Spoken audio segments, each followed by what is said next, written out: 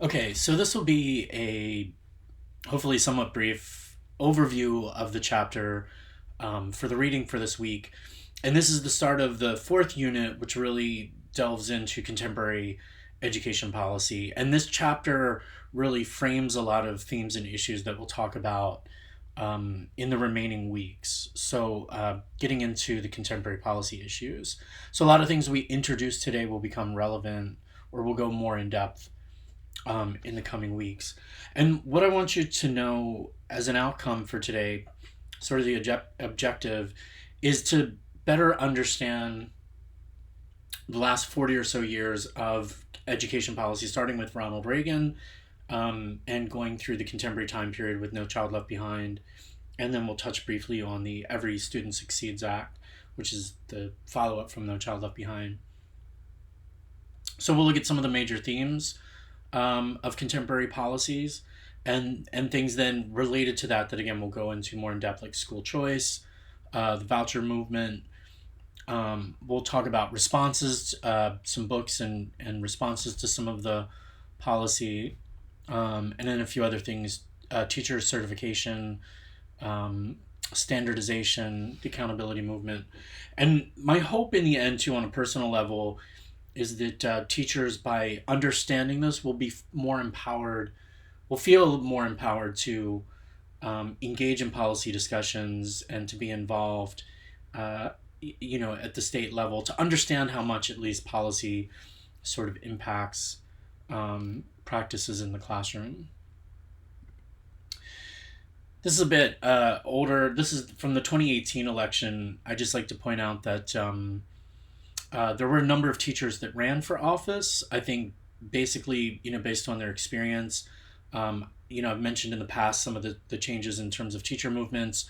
Tony Evers, the individual in the blue shirt on the, if you're facing it to the right of the screen, was a former teacher, principal, superintendent, and then Secretary of Education for Wisconsin, and ran recently for the governorship against somebody who had built a very adversarial relationship with the teachers organizations in that state. And so he actually ended up winning the election in 2018. He's now governor of Wisconsin. So just to give you an idea again of teachers becoming involved in things that shape the classroom, uh, like politics.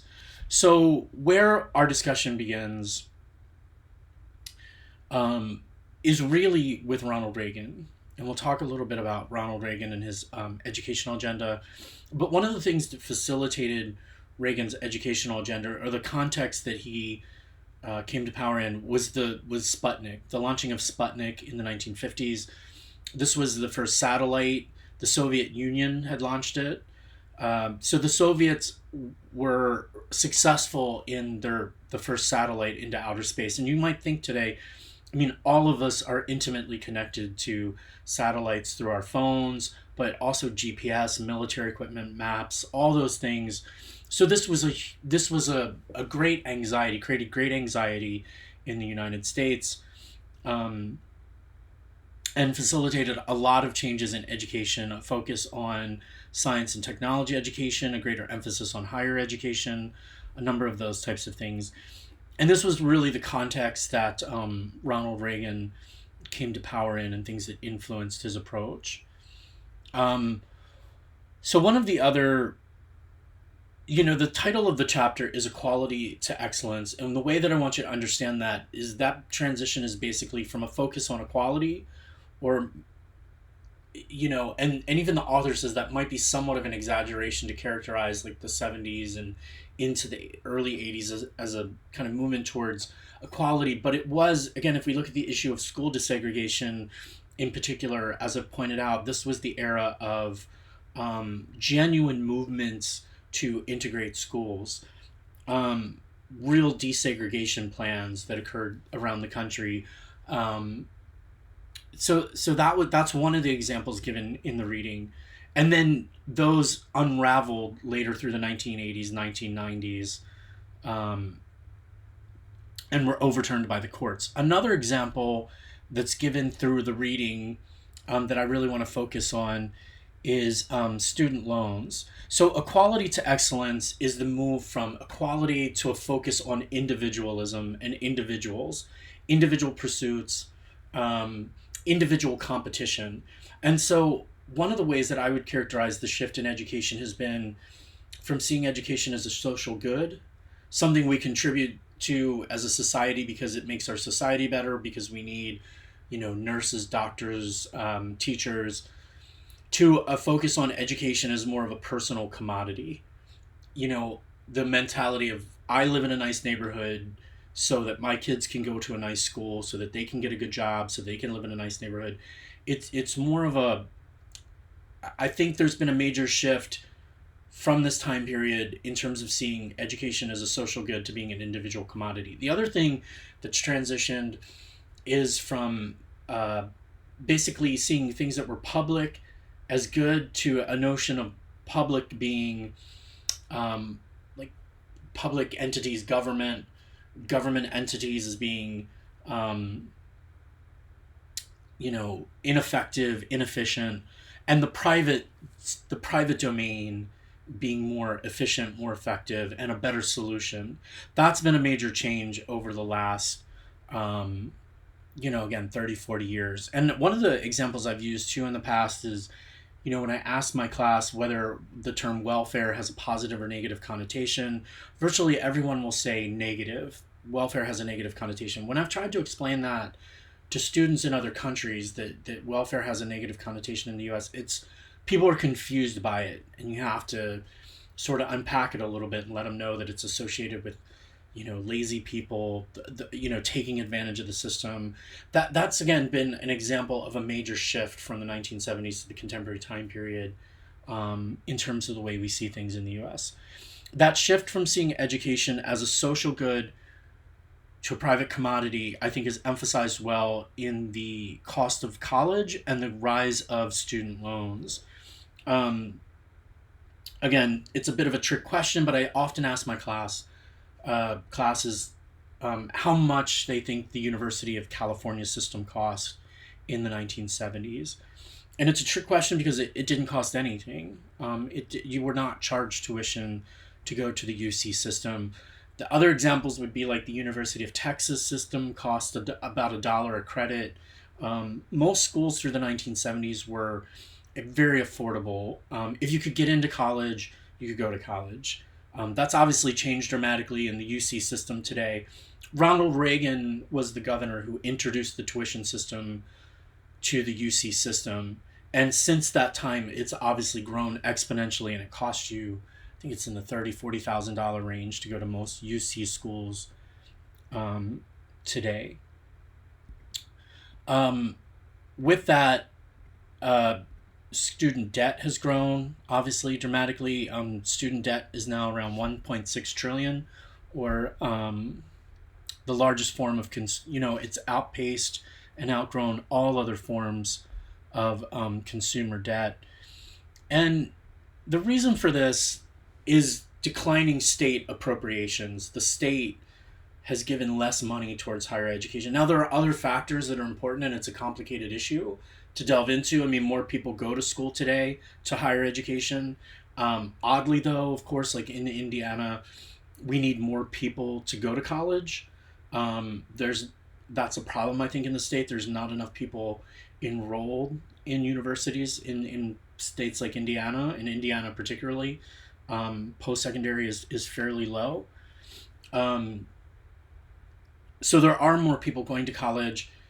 And some people will point to things like administrative costs. One of the examples of this is one of the highest paid employees in most states around the country is the college football coach. College football coaches get paid a lot of money. But see, that's connected to this issue as well, because as state appropriations declined, schools have had to go to other sources of revenue. So one of those would be alumni donations, and the only way to get your alumni, the best way to get your alumni to really invest is to keep them engaged through sports. So every school, is trying to compete in, football, basketball, to bring in the alumni, to keep them engaged, create that sense of community, those kinds of things. So So it's complicated, but I still think the underlying most significant factor is the decline in state appropriations to higher education. Um, and then to give Ball State as a specific example, in the 1970s, it was about $500 a year. Now you have to adjust that for inflation, and even into 1979, it was about $1,000. In through the 80s, and it was under 2,000. But even through this period, if you adjust this for inflation, if I have my numbers correctly, in through the 1990s, it ends up being around $3,000 per year. So $1,500 a semester, and I would say a lot of students, that was feasible to save up over the summer, to work a job, to pay that. Obviously, Ball State tuition has gone up quite dramatically. You can even see here, and I'm sorry, my picture's kind of cutting it off, but even in the year 2000, it was around 3,000, maybe $3,500 a year. I'd have to move the slide to check that exactly. But you can see since, the 2000s, this is into 2010, and even though there's been a tuition freeze recently, it's just gone up dramatically. And Ball State, as a side note, is actually one of the more moderately priced universities in Indiana.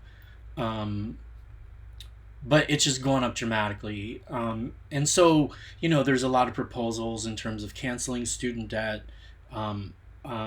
Different candidates have talked about making college tuition free for certain individuals.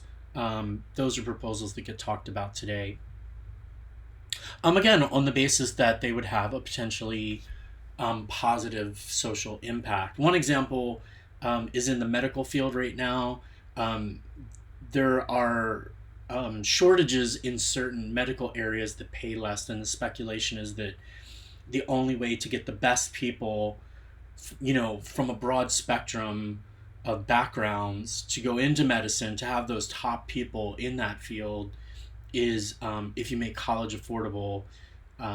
So that's one example where schools have really around the country tried to take a look at diminishing wages. Again, on that idea of a social good, that we need people in our society. So Ronald Reagan, I wanted you to be familiar, and on the handout I put this, that what was his primary education agenda. And there were three major points here: abolish the Department of Education, tax credits for students, for school children, and we'll get into this. So the tax credits for children to go to private school, and then returning school prayer. And all of these, the thing that I like to point out about Reagan, and he's such a herald, highly regarded figure in conservative communities, and I think that's because he didn't have a major impact in a lot of ways, during his presidency. From my perspective, I mean, he did in certain areas, but in terms of education, as one example, he was limited in terms of the impact he had on education during his presidency. But he undoubtedly framed things and moved things in a certain direction that have remained over the last 40 years. And this is something that the author points out in the chapter. He says the phrase is that there's been more continuity than discontinuity, meaning there are more similar themes over the last 40 years than there are major changes or shifts. And so I think you could mark a major shift with President Reagan, and then that's one that's continued over time. And again, that's why I think President Ronald Reagan, as a president, is so highly regarded in the conservative community among a number of people. He had a way of communicating. He was incredibly influential. So he was just a very impactful president in that way. The Department of Education, as one example, it's the smallest federal agency, both in terms of its budget and in terms of the number of people who work there. It is by far the smallest government agency. Now, for Reagan's time, to give you an idea of context, the Department of Education had just started. Jimmy Carter founded it. It grew out of the Department of Agriculture. Ronald Reagan philosophically believed in small government, wanted to limit government agencies. When he talked about it, he wanted to roll it back into the Department of Agriculture. There wasn't even political will during Reagan's time period to do that. His first Secretary of Education defended the department. But the fact that it's always kind of sort of been on the verge, I think, on the chopping block, has meant that it really hasn't grown all that much. And I think a lot of people misunderstand the Department of Ed. One of the primary things the department does is oversees the student loan programs. And then the next major, program would be the Title One, which we've talked about a little bit. It's kind of known as the free and reduced lunch program, but it does a lot more than that. It provides curriculum resources to underfunded schools in areas of high poverty concentration.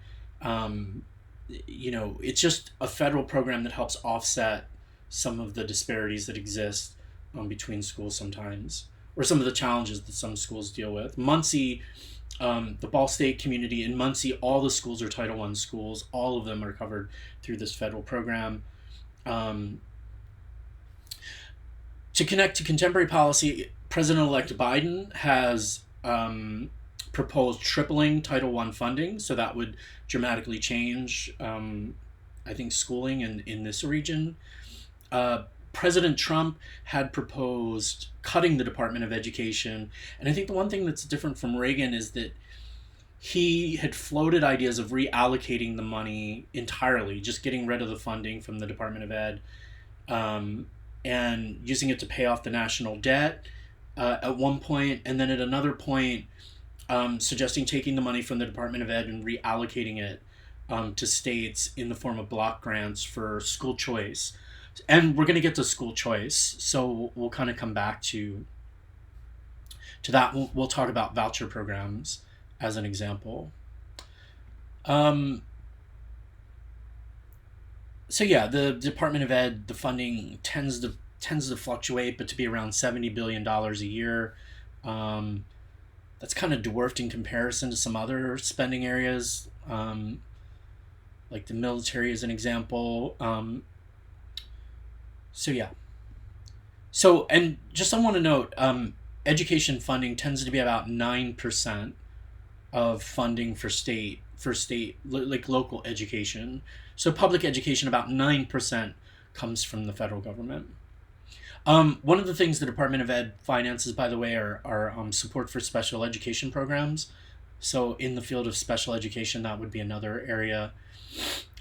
President Trump has attempted on different occasions to cut. Well, he has cut the budget, the Department of Education budget.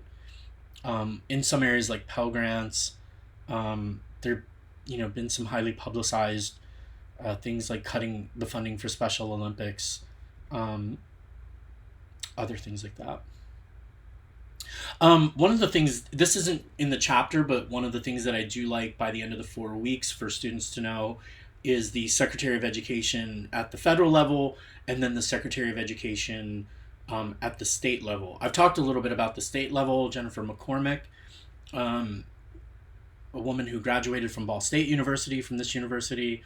At the federal level, it's Betsy DeVos, and I've pointed out before that, she's unique in that we've had about 11 secretaries of education previously, and they've tended to either have a lot of administrative experience, like former governors, or to be individuals with a lot of experience in education, people who've been state secretaries of education. President-elect Biden has committed to appoint someone who's actually been a teacher previously, who's had experience in education. So he's floating a few names right now, but we're not sure exactly who that's going to be.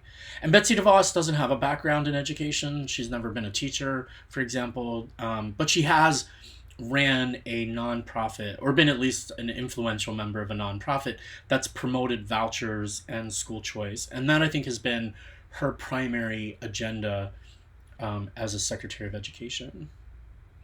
Terrell Bell was from Utah, conservative. You don't need to be familiar with him. That was Reagan's Secretary of Ed. He salvaged the Department of Education.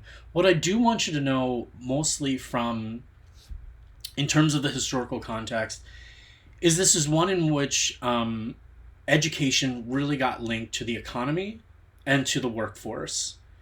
And this is an issue that we've talked a little bit about as well in the class. It's one, of course, I think it's obvious that, education should put people on a path to a better life, and that often involves some sort of, direction where they can, have some path toward an occupation or something in their future. Um, I I agree with that. It's just that there's a lot of issues in today's contemporary context, and at least in terms of jobs changing and automation and other factors. Schools and accountability became a major theme of this time period. Accountability, it's one of those words, and this is one of the issues we'll get into kind of with school choice. The words sometimes, I think, the reality is more complicated than the word. You hear the word, you think school accountability. Obviously, you want to hold, for there to be accountability, but it's tended to be one-way accountability.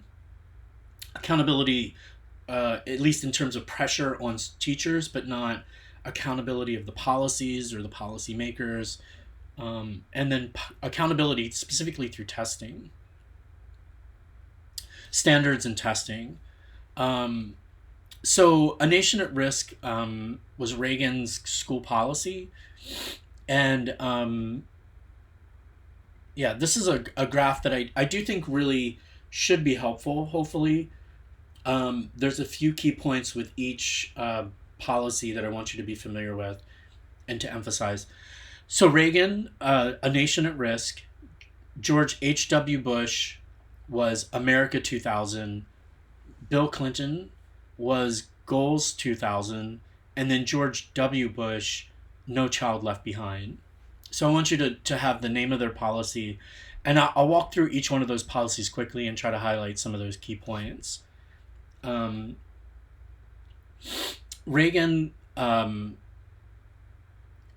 Nation at Risk, really had an ominous tone to it. It was, the opening line is like a rising tide of mediocrity that threatens our very future. And I remember Reagan at one point, kind of said,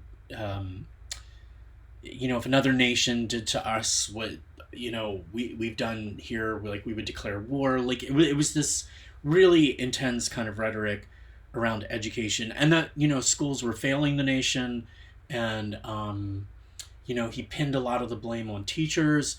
There's a good book called The Teacher Wars that goes back to Horace Mann's time, and teachers being underpaid and undervalued. But then the author really connects A Nation at Risk to the contemporary, I think, pressure that teachers feel. And by the way, this is something that in a week that we're going to come back to really highlight, because there's really a disconnect between how people actually feel about their kids' teachers in local schools versus what they think about more broadly. But this was really a time, where there was an assault on teachers. It framed things in economic terms, and, the suggestion was that schools did a bad job in preparing kids for the economy. That's something that I want you to be familiar with. One of the pieces on the handout that I put was about David Berliner and the NAEP data, and a book that he wrote called The Manufactured Crisis.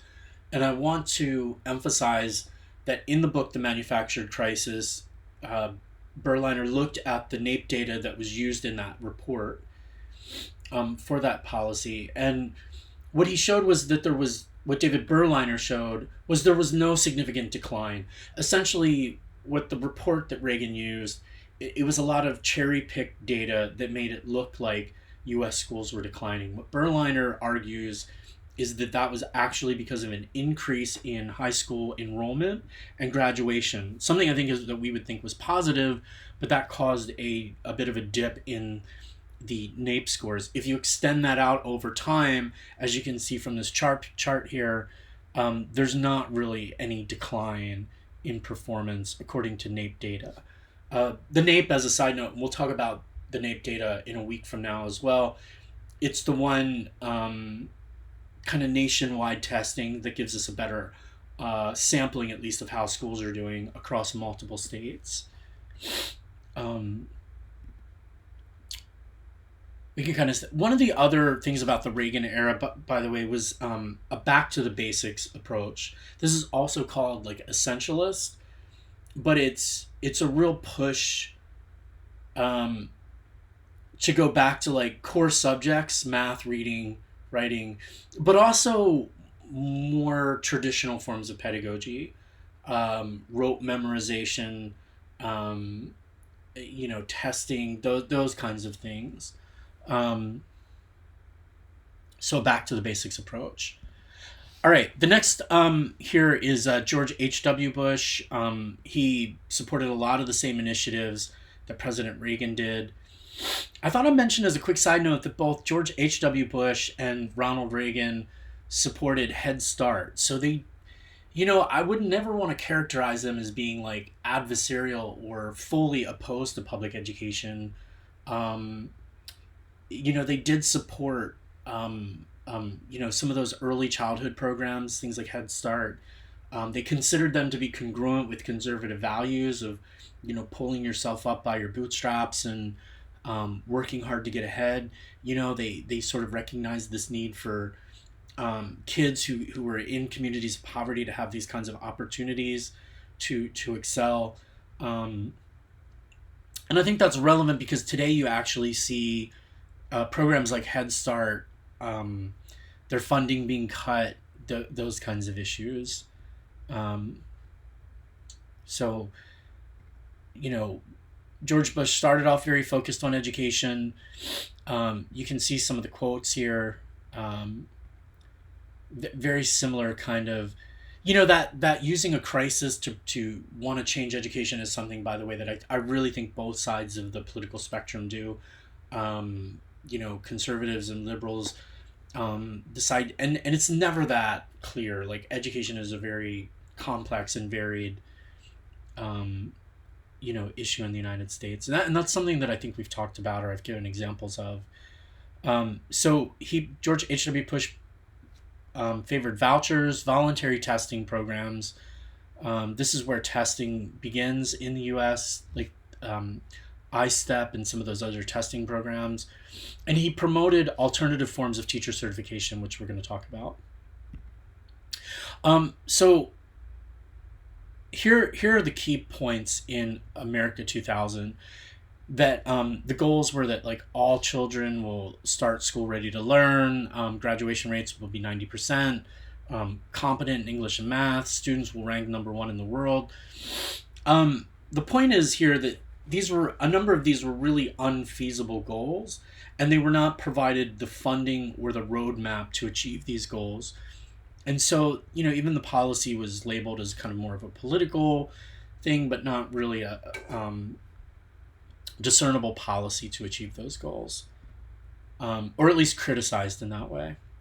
I think it's complicated. Obviously, it's good to have, I think, lofty goals, or it would be kind of strange to want to be, number 3 in the world or something. So, yeah. And then in terms of historical context, a number of things shifted George H.W. Bush. And I'd just like to point out this is a common theme. Presidents come in focused on domestic policy. For at this time period, it was this breakdown of the Soviet Union, the Persian Gulf War, that really consumed a lot of the focus. Again, this is the growth of standards in education, using testing to rate and to kind of judge schools. All right, Bill Clinton, goals 2000. I always point out this is kind of the smarmiest picture of him, that I could find. Bill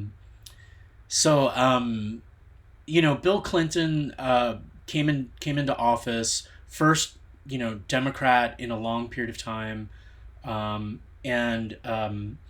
he did have a better relationship with teachers. His rhetoric and some of those different things, he, at least he got along better with the teacher organizations, but there were ushered in at that time period a Republican majority in the Senate and the Congress, so not much really got done. And in relation to education, Bill Clinton took America 2000, added two goals to it, one in the area of teacher preparation and one in parent involvement, and then basically kept George H.W. Bush's education policy throughout his time. Like his Republican predecessors, he cut Pell Grants, added student loans. Pell Grants give kids from working class backgrounds, or if your family makes under a certain amount, Pell Grants are for the federal government to help subsidize your education. Those have been cut quite a bit. As an example of that change with the growth in student loans. So Bill Clinton, limited impact. And then, to his personal indiscretions, his scandals also plagued his presidency and made him potentially less effective. George W. Bush had quite an impact. This is probably, again, I think one of the most dramatic impacts on education since that time period of Reagan. Probably, and perhaps ironically, as for a conservative president, one of the most, expansive, impacts in terms of the federal government being involved in local education. The thing, No Child Left Behind is complicated, and we could spend hours talking about it and dissecting it, the good and the bad, those kinds of things. But this is where testing became mandated. That's what I want you to remember. Other things related to this were like school ranking systems. I'll just tell you that a lot changed from pre No Child Left Behind to post No Child Left Behind. And it's always really kind of, I guess, really interesting or compelling to think that like all of the students generally that I have in class are products of the No Child Left Behind era, grew up during this period of testing, don't really have a reference for, so it's like a whole generation of incoming teachers today over the last few years who've kind of grown up in this context. But I wish there was a better way that I could point out how dramatically things changed pre No Child Left Behind to post No Child Left Behind. So I think there were some well-intentioned aspects of No Child Left Behind, a focus on, and some pressure that was put on states to look at groups that had maybe been ignored previously, whether that be students in rural areas or, ethnic racial minorities, those types of things. But in most of those areas that were positive, I think there was also generally a sort of negative element to the policy that emerged over time.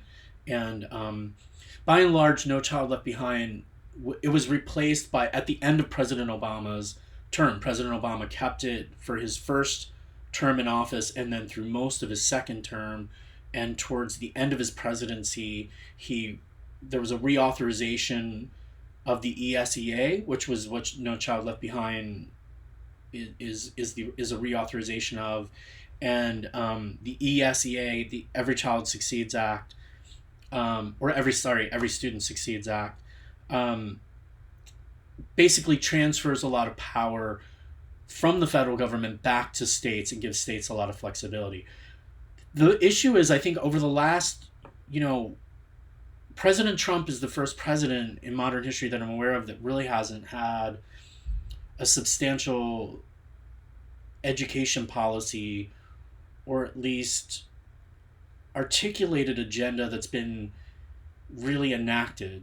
And I guess I could be wrong on that in some ways, or maybe, I'm not fully understanding it, but that at least is how it seems to me. And so to connect that, I think the ESSA, the Every Student Succeeds Act, we really haven't seen major transformations happen. And at least in Indiana, we're still using I-STEP, which has been criticized and which I think a lot of people in education want to get rid of and replace.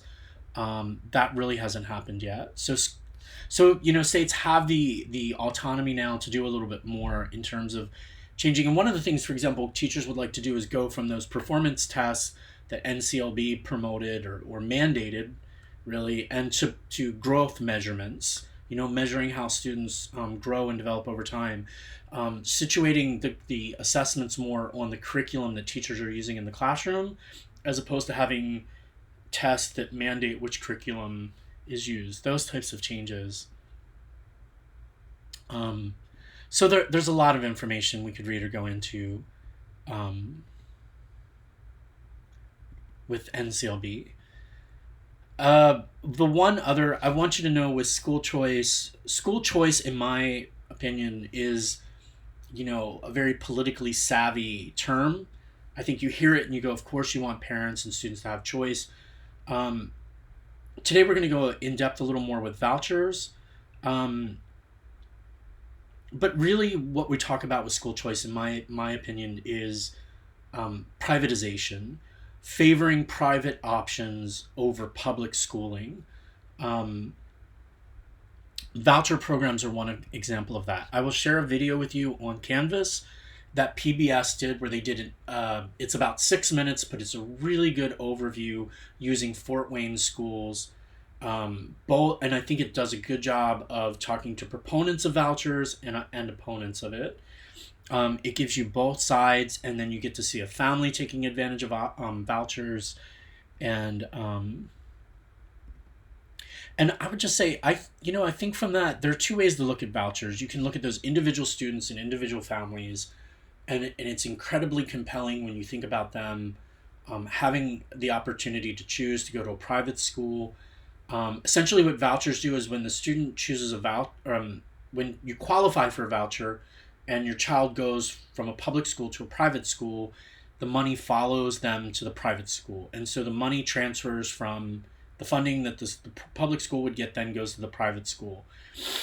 Now, the issue with this, and again, Indiana has the most aggressive voucher program in the country currently. That might raise the question, well, why is that a problem? If a student leaves, the money leaves, but then you have less students. If you think of a hypothetical district with 300,000 students and you spend $10,000 annually on each one of those students, so let's say out of 300,000, just imagine if 10 students leave. That could only be like 4 or 5 families. I mean, 10 students leave, that's $100,000 out of your budget you have to cut. So that means maybe getting rid of teachers, cutting those things. So that's the impact. Now the difference with the two school systems, public schools provide transportation, have busing, they have ADA compliance or support for students with disabilities. And if you have that hypothetical district with 300,000, you're going to have so many kids that have special needs. You're going to have to provide transportation for a community that size. You have to hire licensed teachers.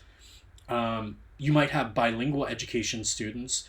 Private schools are not required to accept students with disabilities. They don't have to hire licensed teachers. They don't have to provide transportation. So what's happening with public schools is with less students, then they have to try to still meet those needs and accommodate those different requirements they have with potentially less funding. And what you're seeing in some communities is not not just 10 students leaving, but 30, 40, 50 students going from public school to the private option. And you can see this chart is some of the most impacted districts: Indianapolis, Fort Wayne. And it's grown. The voucher program has grown in Indiana. The current 2020 number is, in the PBS piece, they quote 146 million. Today it's actually 170 million. So that's 170 million from public schools that now go to private schools.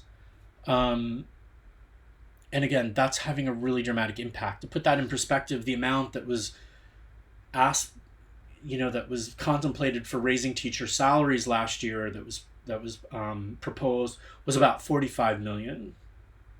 I think at least in that $40 to $50 million range. So again, 172 million going from public schools to private voucher schools. The eligibility has increased. So the largest number now of students who are going from they were already in private schools. So right now what you have are students who are in private schools. Their parents were already paying, but now they're getting the vouchers. Um, so it's really expanded. It started off for kids in poverty, but it's expanded a lot to to kids who whose parents are more middle class. From the reading, I want to put out, the reading looks at voucher programs and looks at two areas where we had voucher programs for a long period of time. And I want to say it was in Cleveland and in Milwaukee. And basically, what the research found that's cited in the chapter are mixed results. There's no conclusive evidence, though, that voucher programs help either public schools. It doesn't. I mean, there are different research that suggests that it hurts public schools. But the kids, at least, who take advantage of the vouchers, it doesn't necessarily help them. One of the more recent studies in Indiana actually found that the kids who take advantage of vouchers have their test scores or scores in math drop. That vouchers have a negative impact on those students. Now, I think what this was in the first year, so it could be just that those students need more time and will transition. I just think that it's complicated, and at the very least, we know that you know vouchers don't dramatically improve schools or student performance or student outcomes. I think there's a real mistake in assuming that private schools are better than public schools. In most middle class communities and suburban communities, your public school option is better for you if you're a parent in terms of educational outcomes, opportunities for advanced classes, college enrollment, all those kinds of variables. And then, of course, if you have a student that has special needs or needs extra support, you're probably well better off. There are exceptions. I mean, of course, there are some really high performing private schools, but as a whole, I think people mistakenly believe that private schools are inherently better than public schools, and there's no evidence to suggest that. Um, so yeah, I shared at least some different articles and information. I can share the articles on Canvas. We're not going to go into charter schools today because we're going to spend a whole class period on that next week. And Deborah Myers mentioned in the piece, but you don't need to be familiar with that. Another quick point: teacher education changed over the last 40 years. There's been a lot of criticism at teacher education programs, and then the growth of fast track programs like Teach for America. My point with Teach for America is that there are great people involved with that program. I think there's a lot of good things. There's at least a lot of well-intentioned people. But my two criticisms would be, and I think the reason that teachers should be concerned about programs like Teach for America is, from my perspective, they equate teaching with kind of like volunteerism. I think 98% of people who go into somewhere in the high 90s into Teach for America, they stay in the program for 2 years and then they leave and do something else. And every friend or person I've known who's gone through Teach for America, that's the direction they go in. They teach for a period of time and then they move on to something else. But the bigger thing is that, in my opinion, it undercuts supply and demand labor. If we need more teachers, it shouldn't be to expand programs like this. It should be to pay teachers better, to attract more into the field.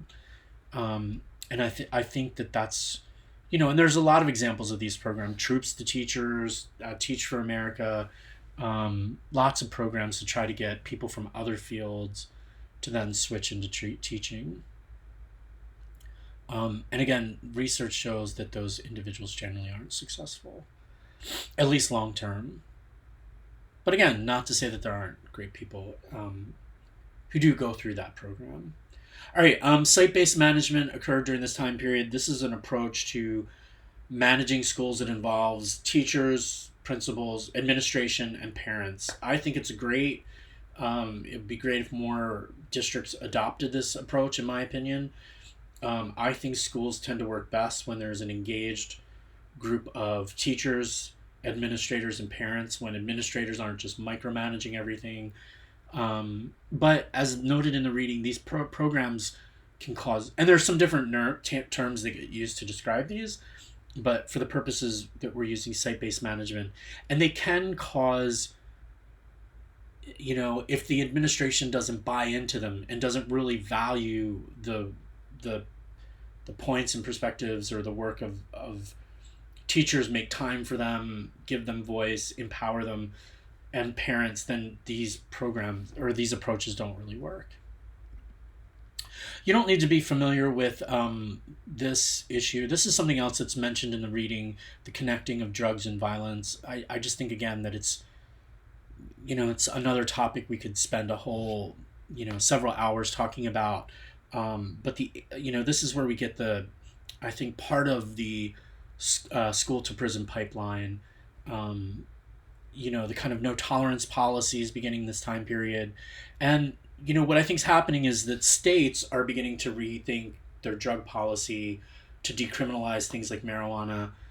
Schools have not been good at really rethinking those policies and kind of help rethinking the mindset that happened in this time period, to kind of decrease the number of students who are expelled or referred for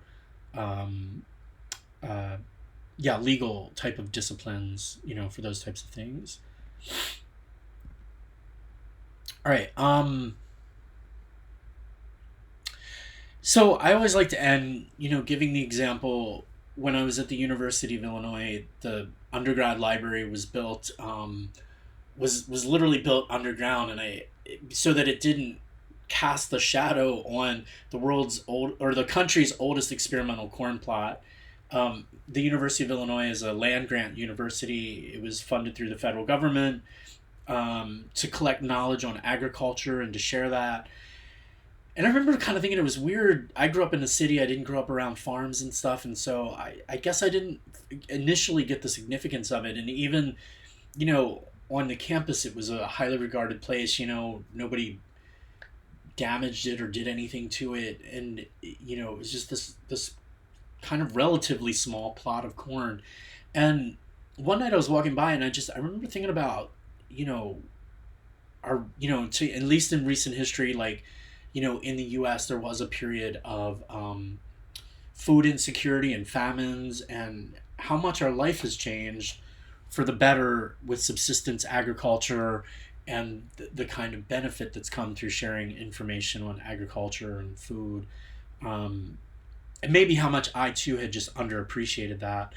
And when you look at through the 20th century, if you think about like the barons of capitalism, Rockefeller, Carnegie, all these individuals they didn't see the public as something necessarily bad, or they saw a healthy private domain, private business coexisting with a healthy public domain, public parks, public transportation, and, for the purposes of our discussion, schools, colleges, universities, public schools, were all supported and funded. And I think, now I'm probably being overly nostalgic about the time period, but as an example, I would just say, I think it's been only really in the last 30, 40 years where we've really kind of seen this shift of the pendulum toward, as a kind of adversarial look at, private entities, or thinking that those can't exist with a healthy,